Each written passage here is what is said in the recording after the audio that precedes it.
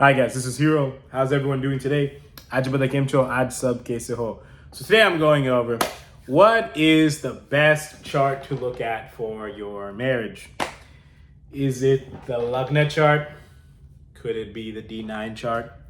I could even personally toss in the D7 chart as a contender. I just made a video on the moon chart yesterday and its analysis and why it's so important. You could even add this as an option. Okay. The answer is it depends from person to person and from the perspective you're looking at. But to me personally, overall, the D9 chart matters the most. And I'll explain to you why right now. Okay.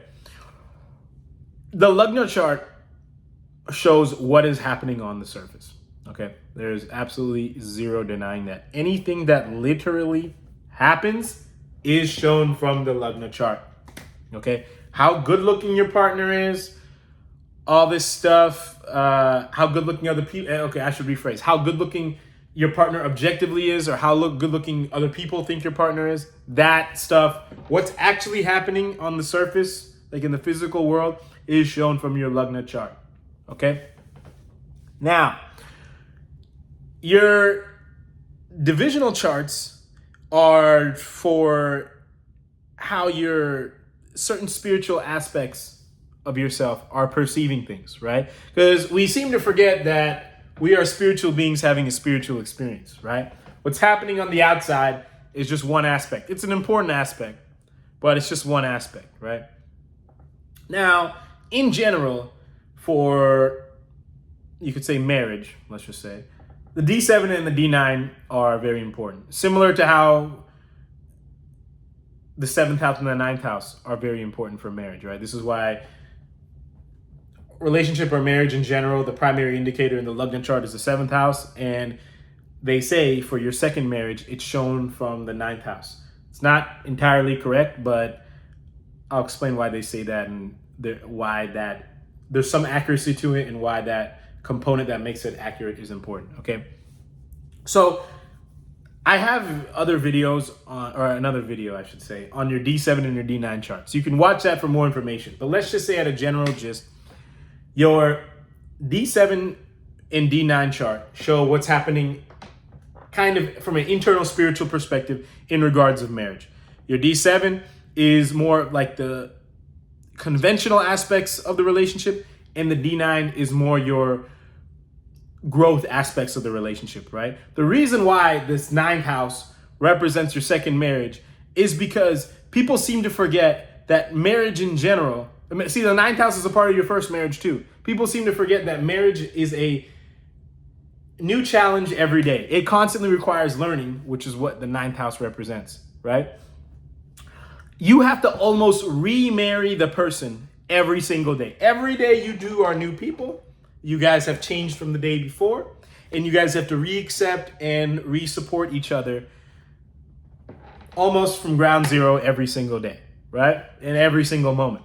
So you guys are constantly learning, and Buddha talks about the cycle of rebirth and all this kind of stuff. That is going to take me all day if I were to talk about everything. But now, so let's just categorize the Lagna versus the divisional charts, right? So I just said the Lagna chart is showing what's happening on the surface. Your divisional chart is showing what's kind of happening inside. Okay, I'll separate the two in a second, but let me just say why the divisional charts, in my perspective, are a little bit more important than the Lagna chart, okay? Lagna chart, yes, it's important, how everyone thinks your partner is good looking and how objectively good looking your partner is and things like that. But if you don't think your partner is good looking, does it really matter? Right?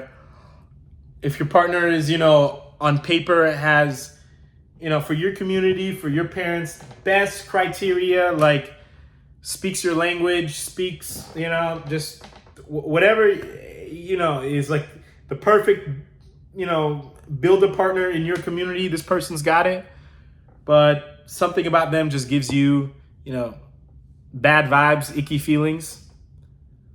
Does it really matter, right? So this is why I would say the internal matters more than the external.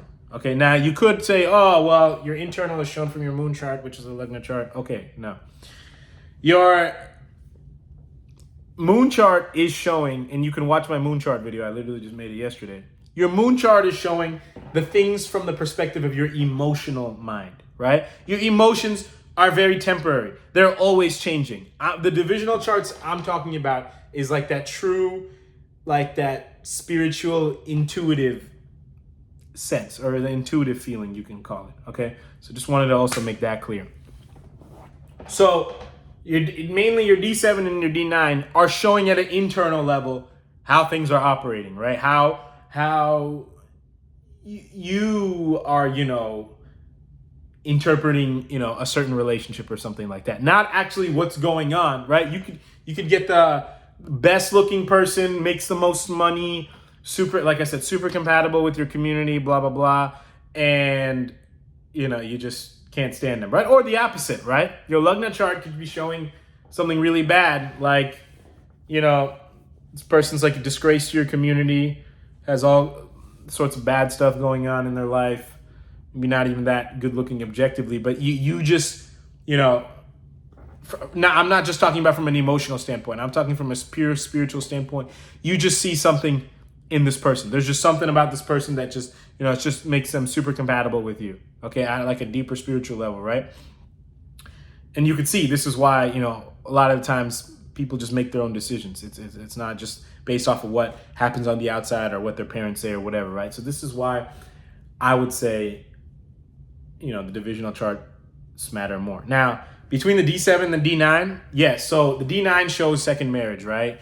Now, like I said, it's not entirely true, but the 9th house should be a very important factor of any marriage. First, second, third, 100th, whatever, okay?